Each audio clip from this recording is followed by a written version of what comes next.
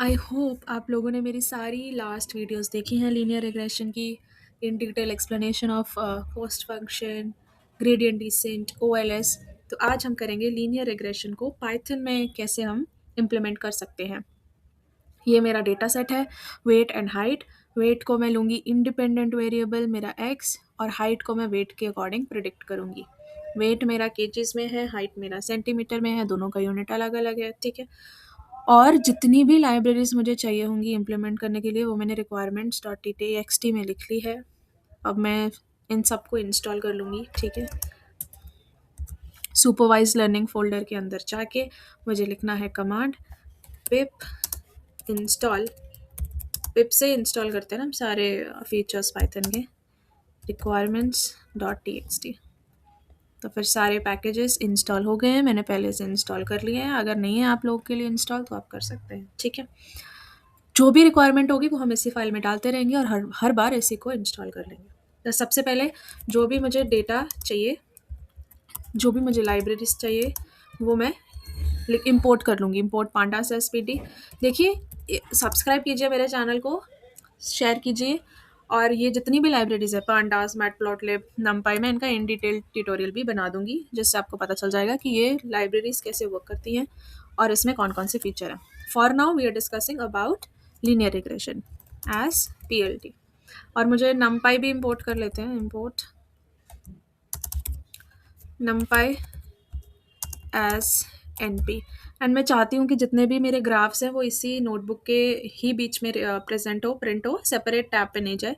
इसीलिए मैं लिख दूंगी परसेंटेज मैटप्लॉट लिब इनलाइन। और अगर मुझसे कोई भी मिस्टेक होती है ड्यूरिंग द कोड तो मैं एडिट नहीं करूँगी अपनी वीडियो, ठीक है। तो इट विल हेल्प आपको भी कि कैसे हम इम्प्रूव कर सकते हैं अपने कोड को। तो मुझे ये डेटा रीड करना है हाइट वेट का। तो इसमें पीडी मतलब पांडा में एक फंक्शन रहता है रीड सीएसवी फाइल को रीड करके डेटा फ्रेम डीएफ में हम इंपोर्ट कर देंगे। So DF equals to P D dot read CSV and the file name is height weight dot CSV। तो ये पूरा मेरा DF में डेटा स्टोर हो गया है। कैसे चेक करेंगे? DF dot head first 5 print हो जाएगा डेटा। ये है 45 120 55 135। तो अब हमें ये देखना है, जैसे मैंने आपको बताया था स्टार्टिंग लीनियर रिग्रेशन में, कि लीनियर रिग्रेशन उस डेटा पे इम्प्लीमेंट होता है जिस डेटा में लीनियर रिलेशनशिप हो। जैसे कि अगर कुछ इंक्रीज हो रहा है तो सेकंड वैल्यू भी इंक्रीज हो रही है या डिक्रीज हो रही है। तो हम कैसे देखेंगे कि इस डेटा में लीनियर रिलेशन है या नहीं है? उसके लिए हम यूज़ कर सकते हैं एक फंक्शनैलिटी जिसे बोलते हैं स्कैटर प्लॉट। स्कैटर प्लॉट की हेल्प से हम देख सकते हैं कि डेटा में with respect to the weight height कितना वेरी कर रहा है, ठीक है। तो मैटप्लॉटलिब लाइब्रेरी में सारे ग्राफ्स रहते हैं। तो पीएलटी डॉट स्कैटर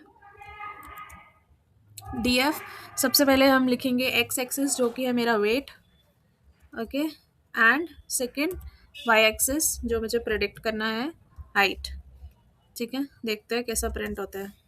सी, तो क्या है, हाइट वेट की with respect to height increase हो रही है, तो इनका क्या है, लीनियर रिलेशनशिप। लेबल्स भी दे सकते हैं आप इसमें, जैसे कि P L T dot x label, x axis पे क्या है, wait, and same way you can give y label which is my height। Got it. तो इससे हमें पता चल गया कि डेटा के बीच में रिलेशन लीनियर है, तो इस डेटा के ऊपर हम लीनियर रिग्रेशन लगा सकते हैं। जब भी हमें मॉडल ट्रेनिंग करनी है तो उसके कुछ स्टेप्स हैं जो आपको ध्यान में रखने हैं, ओके।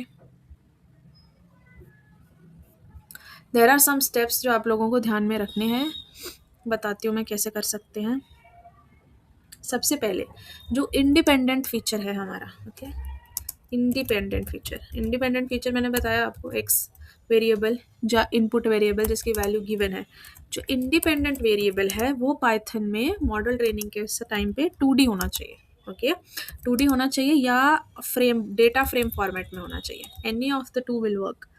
लेकिन ओके, बट जो हमारा डिपेंडेंट वेरिएबल है वो किस फॉर्मेट में होना चाहिए? वो होना चाहिए विच format, 1D array, it can be a 1D array. और पांडास में हम बोलते हैं इस डेटा टाइप को सीरीज, या सीरीज होगा या वो या फिर 1D एरे हो सकता है। ठीक है, ये हमें दिमाग में रखना है हमेशा, keep in mind.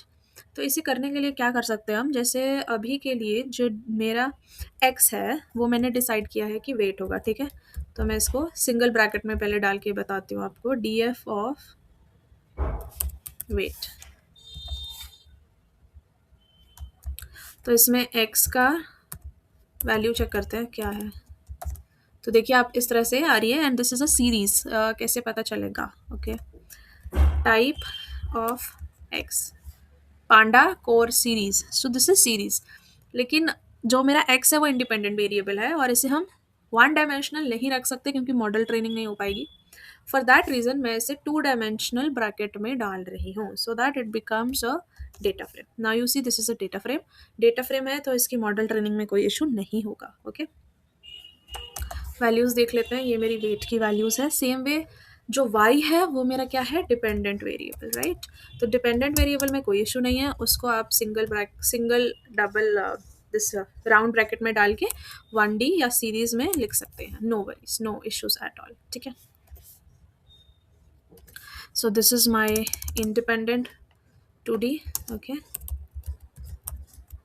And same way this is my dependent variable which, जिसको मैं 1D में ले रही हूँ इस पर्टिकुलर सीरीज के लिए। ओके, चाहते हैं तो आप इन दोनों के शेप्स भी चेक कर सकते हैं, एक्स डॉट शेप, और it has to be capital X. Okay, so this is 23, 1, तो मतलब 23 rows and 1 column. So this is a 2D two dimensional data frame.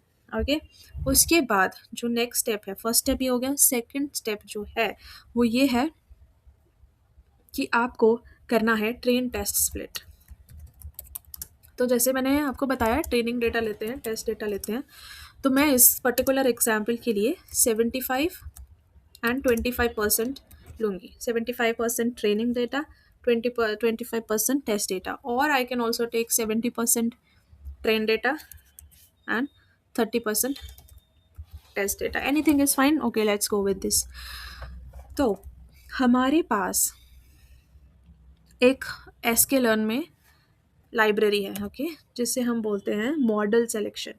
उसे हम इंपोर्ट करेंगे। ओके, यूज़ करेंगे sklearn, scikit-learn लाइब्रेरी इंस्टॉल कर लेना उसके लिए। So from sklearn dot model selection you have to import train test split. Okay, so using this train test split we can split the data। उसको हम split करेंगे in the format of x train comma x test। Okay, same way y, dependent independent दोनों को हम break करेंगे। y train comma y test equals this function train test split. Inside that हम pass करेंगे हमारा x comma हमारा y, और test size कितना रखेंगे फिर, 0.30। 0.30 का मतलब है 30%। Got it. और अगर मैं इसको, ये ना रैंडम सिलेक्शन करता है, मतलब रैंडमली हर बार 70% 30% स्प्लिट होगा, और हर बार डिफरेंट डेटा होगा 70% और 30% स्प्लिट में। लेकिन अगर मैं चाहती हूँ कि हर बार मेरा जो डेटा स्प्लिट है वो जो हो वो सेम डेटा मुझे शो हो, तो मैं उसे सेव कर सकती हूँ एक रैंडम स्टेट में, और कोई भी नंबर दे सकती हूँ, 42 22 25 एनी नंबर। ओके, अब मेरा डेटा स्प्लिट हो चुका है।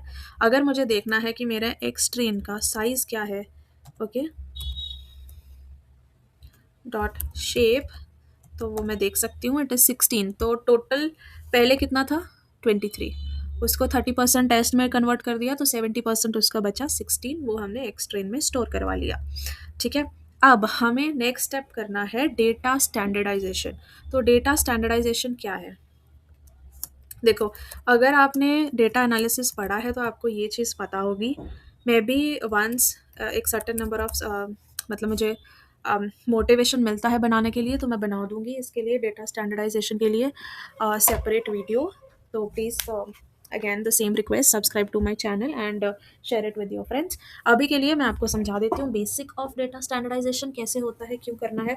कि जैसे मैंने आपको बताया कि जो वेट है वो केजीस में प्रेजेंट है, जो हाइट है वो सेंटीमीटर में प्रेजेंट है। इवन जो वेट है और हाइट है, उन दोनों की यूनिट्स में भी बहुत ज़्यादा डिफरेंस है। तो क्या होता है ना, जब हम ग्रेडियंट डिसेंट पे, okay just give me a minute, जब हम ग्रेडियंट डिसेंट पे उसको कन्वर्ज करने का ट्राई करेंगे तो कन्वर्जेंस बहुत स्लो होगी अगर यूनिट्स में बहुत ज़्यादा डिफरेंस है, ठीक है। फॉर एग्जांपल एक यूनिट की रेंज हमारी 100 to 200 है, सेकेंड यूनिट की रेंज है 10 to 20।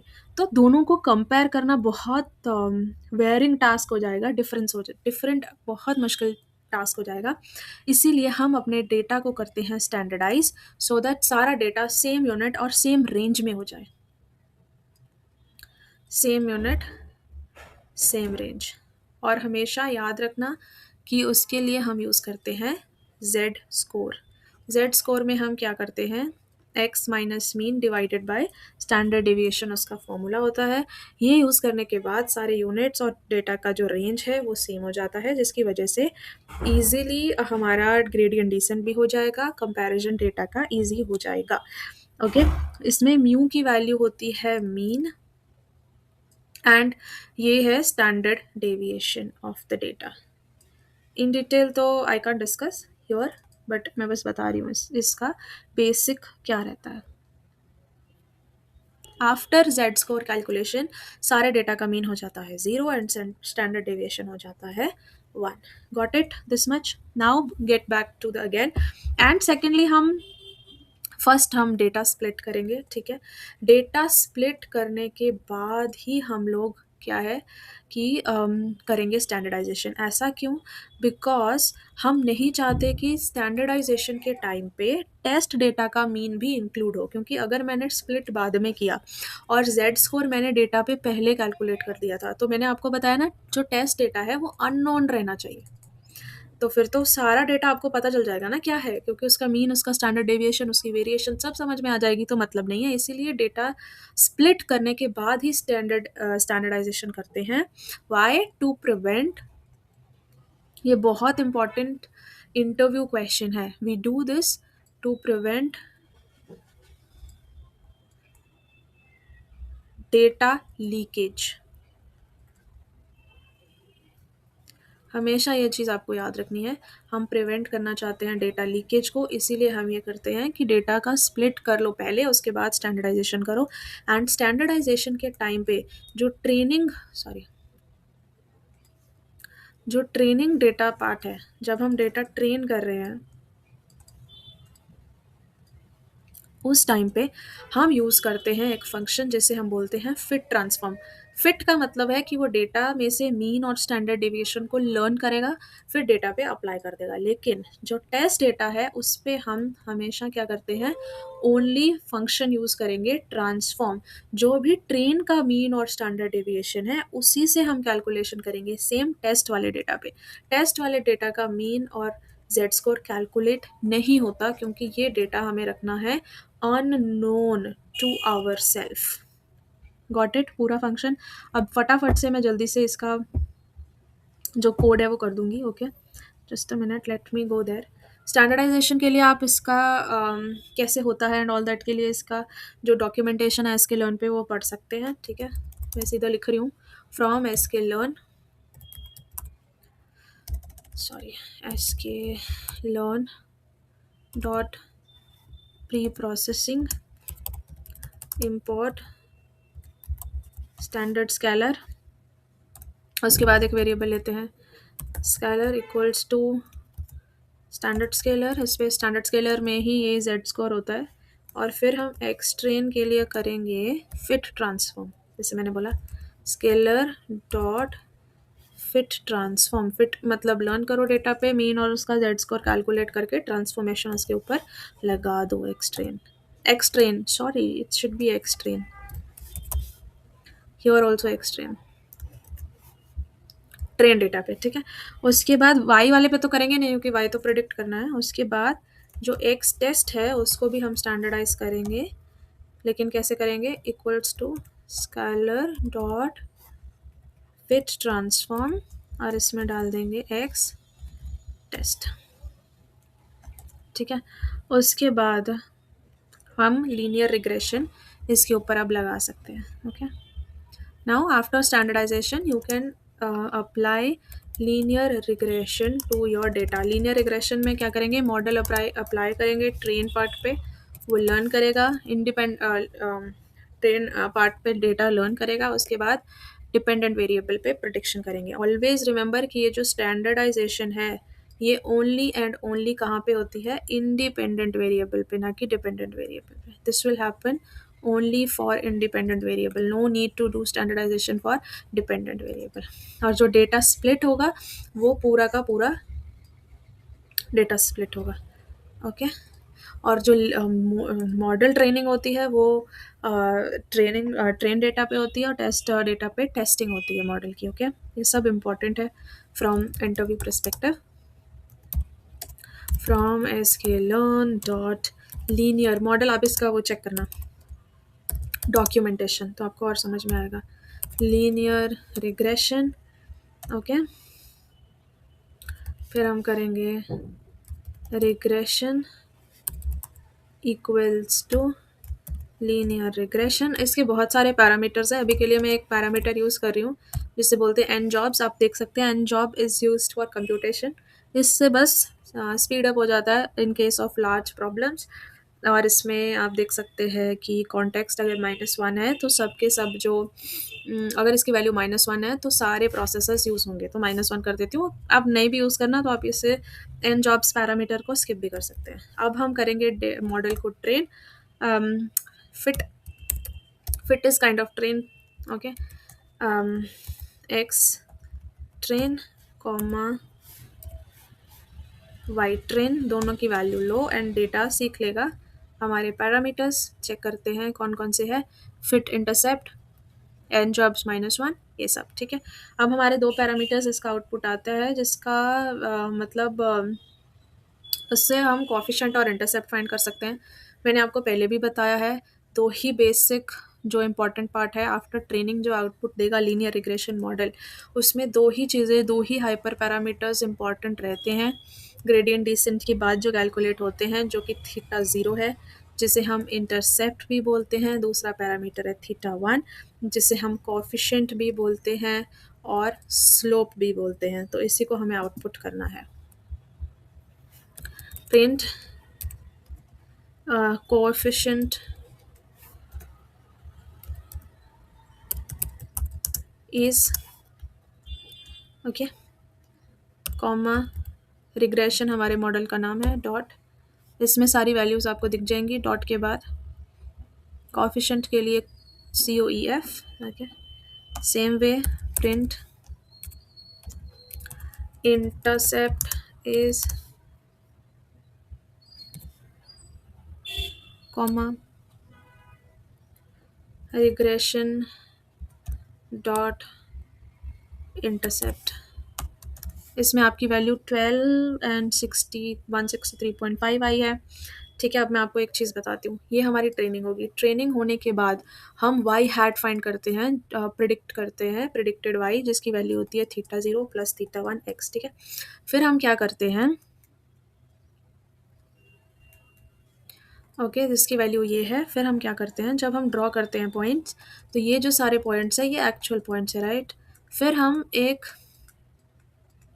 जो ये पॉइंट्स हमने प्रेडिक्ट किए वाई हैट, इसकी एक ऐसा dot dot dot dot dot dot dot dot collect करके एक लाइन बनाते हैं। ठीक है, तो ग्राफ ड्रॉ होता है। तो जो ग्राफ ड्रॉ होता है वो किस चीज़ के बीच में होता है, X train, right, Y train and predicted values पे। ठीक है, तो वही हम देखेंगे कि प्रिडिक्टेड वैल्यूज़ क्या है और एक्स ट्रेन और प्रिडिक्टेड वैल्यूज़ की क्या आउटपुट है। ठीक है,